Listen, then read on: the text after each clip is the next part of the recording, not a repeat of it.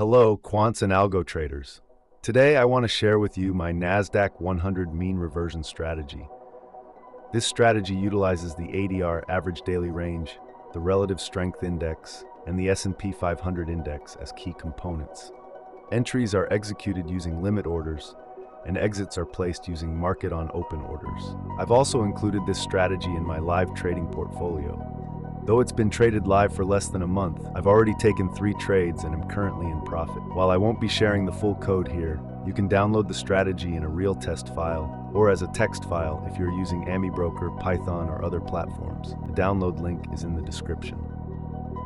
Now let's talk about performance. In backtesting, this strategy has shown promising results. An average annual return of 21% with a 14% maximum drawdown. If you're interested in more strategies like this, I've got plenty more. Check out the link in the description for details. Thanks for watching, and I'll see you next time.